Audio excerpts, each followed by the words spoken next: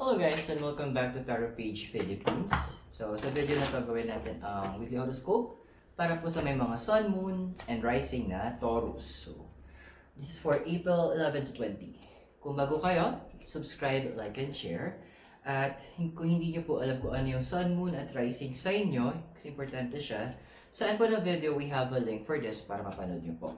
Remember, the readings will be for guidance purposes, so use your free will wisely.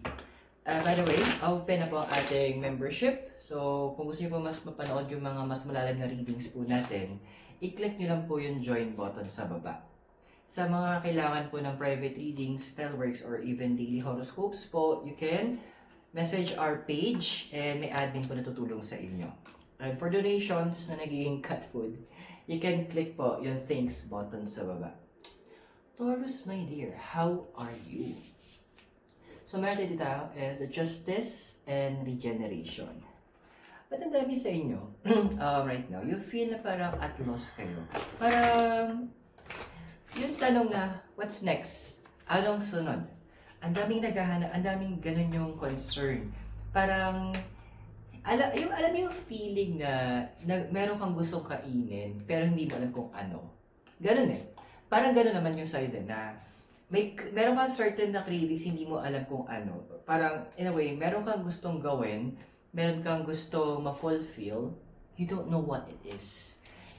Ito na yung parang, ako naranasan ko na yun eh, parang hindi ko, yung naalibadbaran ka, parang ka napaparisang hindi mo maintindihan. Na, hinahanap-hanap mo. Yung parang natutulog, gusto mo matulog, pero hindi mo makuha yung tulog mo, pero alam mo kailangan mo matulog. That's the same feeling that you have right now. Kasi may, kaya hindi mo rin siya nakukuha. Hindi mo rin malaman kung ano yon. Tingnan natin sa yung crossing. So we have here the lovers, tsaka si unfinished symphony. Kasi kailangan mo muna tumahimik din. Kailangan mo bigyan yung chance yung sarili mo para pakinggan kung ano ba talaga yung sinasabi. Ang tawag ko sa kanya is the still small voice. Yun yung boses na nasa heart lang natin, nagsasalita, bumubulong, nagbibigay ng instructions, nagpapaalala. Iba tinatawag siya na konsensya daw. Some people tinatawag siya yun daw yung ano natin, inner voice. But sabi nga ni Christina Aguilera sa kanta, the voice within. But basically, it's just the universe giving the instruction. Nagpapakahirap ka kasi na hanapin yung next plan mo, yung next step mo. Well, in fact, pwede mo tanongin yung universe. Ano yung gagawin ko next? What do I need to do? Parang, ang tanong mo sa sarili mo, para kasi Isabella, what else can I do? And you're asking the wrong person. You're asking yourself. You need to be asking the universe. And yun, alam mo yun, parang because of your free will, hindi ka kasi papakalaman ng universe na, ito gawin mo. Magna-nudge lang yan eh. Sabihin niya, okay, there's something you need to do. Ang initial reaction na hinihintay sa atin, or the reaction we need to do, or to give in, is magtatanong, ano po yun? Siguro, naging innate na sa atin ng mga tao, na we always feel na dapat tayo in control, ending, hindi natin tinatanong ng maayos yung universe. We're not asking the universe, what is it that we need to find out, or ano yung kailangan natin gawin. So this is a moment that the universe is telling you na to take time to communicate with the universe.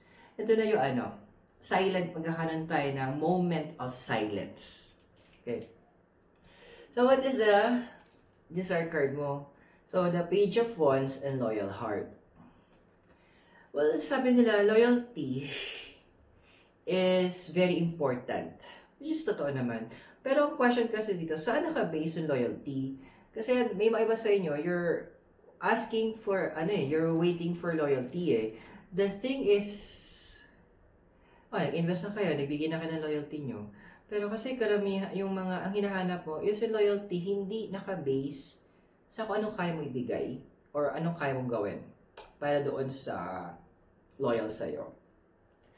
Anong kasi na pinapakita ng cards dito sa akin na there's a lot of people around you na loyal lang sila kasi napakinabangan kanila. Loyal sila kasi meron sila nakikita. They're staying because there is something they can get out of you. So, ang desire mo is someone na who will stay regardless. Yung hindi naman sa blind yung tao, pero andoon na through thick, through thin, nandoon. Kumbaga, it's just parang, in a way, parang marriage vow din siya, pero in a special connection. Na yung foundation mo kasi is the Wheel of Fortune and Peace. Ito one thing, pinapakita sa akin dito ng cards, Taurus, is that peace, yung peace na gusto mong ma-obtain, what you need to make some major changes. And one of those major changes na kailangan mong gawin, sabi ng Wheel of Fortune, is may mga kailangan kang tanggalin, bawasan, at i-minimize sa life. It could be people, it could be things, it could be items, ginagawa. But, pero kang kailangan mga ayusin. We could check that later sa sa extended reading mo. Kasi andito na yung cards for that extended reading. See? Nakahiwalay na siya. Now, what is it about your past na medyo, your past about na medyo, influential pa sa'yo? So, we have here the Star and Imagine. So, this third card actually is for your extended reading So, before kasi, you know what you really want meron ka ng target, meron ka ng goal, meron ka ng hinihintay, meron ka ng clear pointers para sa sarili mo na, ito yung gusto ko, this is what I need to manifest with the universe, ito yung hinihiling ko, ito yung wini-wish ko, ito yung sinulat ko sa sarili ko wishing paper o wishing spell. So, andoon na pinapakita ng universe dito na, ayun yung gusto mo ibalik that logical perspective, yung tipong nakafocus ka doon sa main goal mo, that you have this target in life na sabihin natin na very clear and the universe is fully aware. Yung tipong sa sobrang clear niya, kapag kinuwento mo sa iba, gets nila kung ano yung gusto mong sabihin. Kasi unlike yung iba parang gusto na, sana magkapera ako, binigyan ka ng universe ng pesos, magmamakbal. Hindi mo sinabi kung magkano, di ba? So, andoon na, you're very, yung iba na, gusto ko magkatrabaho na, ang trabaho ganito, this is with Taurus, ganito, ito yung sweldo, ito yung day off, ito yung oras ng trabaho, dito yung location ng work. You already painted So, yun yung, masapas mo. But, yun yung parang isa pang minamanifest mo bumalik Pero dito, in the possible future na ikaw, meron tayo dito Knight of Wands, tsaka community. Andito kasi ang nakikita ko dito, a lot of you guys will go back to the basics. A lot of you guys is hahanapin yung pinaka-foundation nila. Kumbaga sa halaman, hahanapin yung pinaka-dulong ugat. Hanggang saan ba umaabot? Ano ba yung source ng lahat ng mga to? Then doon ka magbi-build. Kumbaga doon mo sisimulan i-build yung sarili mo. Pero para tayo ngayon, root tracking ang gagawin sa'yo. Which is a very important task. Kasi yung may kasabihan nga si Jose Rizal ba yun? Ang taong hindi marunong lumingon sa kanyang pinanggalingan, hindi makakarating sa kanyang paroroonan. Yun yung concept ngayon ng universe na ginagawa sa'yo. That's why you feel na parang hindi mo alam ano yung cravings mo, yung meron kang hinahanap. So guys, kung nakaka-resonate kayo sa readings, invite ko kayo i-click yung join button sa baba to be a member. Kasi meron tayong mga special perks sa ipoprovide, that includes as well the extended readings. So, pero ngayon, tuloy mo natin yung readings mo. So, yung physical environment is we have here the Queen of Wands and no place like home. So, ano yung point? Well, with this card, it's very direct naman. Marami talaga sa inyo medyo uuwi muna. Now, it could be yung pag-uwi, it's physical, na parang kung malayo kayo, sabihin natin nasa ibang lugar kayo, then uwi kayo sa family nyo. Or andoon na you will reconnect with a lot of people who you see as your family and who are your family. So, dalawa yon. Dalawa. So, one of them is yung biological family. So, pwedeng mga kapatid, magulang, pinsan, ganyan. Kadugo. The second set of family is the chosen family. Ito yung mga tao na minahal mo na parang pamilya mo na rin. Sila yung tinanggap mo na tinanggap ka. Andoon na meron kayong special connection na hindi siya yung parang hindi siya yung malaswang connection. Pero andoon yung pagmamahal ng isang pamilya. So a lot of you guys will be drawn to do that kasi it's part of your route tracking. And it's an important task kasi ito yung after mo ma-achieve kasi yung kailangan mong gawin, meron kasunod yun eh. Kumbaga, this is a step-by-step process sa'yo. Your emotional environment is the hermit tsaka fork in the road. Ito na nga. Like we said, meron mga kailangan tanggalin. And with the card of the hermit kasi, it will be revealed to you. Kasi this is also about secrets din. And lighting the way. It will be revealed to you. Ang problema lang, kailangan mo nang magstay put kung nasan ka. Kailangan mong manahimik. You need to calm your mind. Kailangan mong bigyan ng chance yung sarili mo para ma-feel mo na o marinig mo that still small voice na paulit-ulit nagbibigay sa'yo ng instructions, nagbibigay sa'yo ng warnings, ng guidance, ng wisdom. Kailangan mas marinig mo siya na malinaw. And the only way for us to hear that is to make everything around us manahimik. Including yung sarili mong boses. Including yung maingay na utak mo. That includes as well yung emotions mo na parang dagat na hindi mo na maintindihan.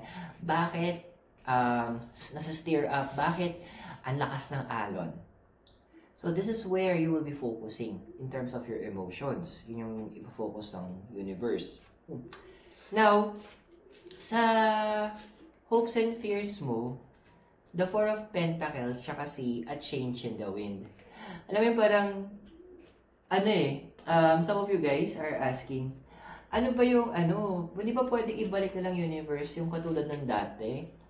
Hindi ba pwedeng ibalik ng universe yung katulad ng life ko dati, katulad ng mga ginagawa ko, or mga processes ko, blah blah blah. Yun yung question mo eh. Unfortunately, sabi nga nila, history, although history may repeat itself, but it will not repeat exactly. Kasi, you can't step on the same water twice. Kumaga, kapag dumaan na yon, dumaan na. Parang, hindi mo na pwede ko parang salamin, pag nabasa, hindi mo naman, pwede mo siya buuin ulit, pero ando na pa rin yung lamat, di ba? So, a lot of things in the past needs to be relinquished, needs to be given up. Kasi, medyo may hold back yun sa'yo eh. Now, let's check yung possible future mo. So, we have here the Hangman, tsaka si Yin. Ito yung isang card mo. Check natin to sa extended mo eh. So, according here, bibigyan ka na chance sa universe to look at things from a different perspective. Yung tipong ilalagay kami ng universe sa sitwasyon ng mga sa isang posisyon pala na kung saan makikita mo yung mga bagay mula sa angulo ng ibang tao, mula sa mata ng ibang tao, pwedeng from the angle ng universe. Pero may mga there will be a certain help na parating. Sabi ng Yin. For you to be able magawa yun talaga. And when to darating, when can we expect these things, at maybe sino tong help na to, at sino ba itong mga tatanggalin mo, i-check natin siya sa extended reading mo. Para mapanood mo, i-click mo yung join button sa baba. At tanda natin yung mga naging readings natin, they are for guidance purposes, use your free will wisely. And kung bago ka, subscribe, like, and share. Saka na yung card mo para sa extended mo. So, Taurus, maraming salamat sa iyo. God bless, Namaste, Hare Krishna, and blessed be, and hope to see you sa extended reading. Wala po dito sa Dominican Hill in Baguio City. You have a great day. I'll see you soon. Bye!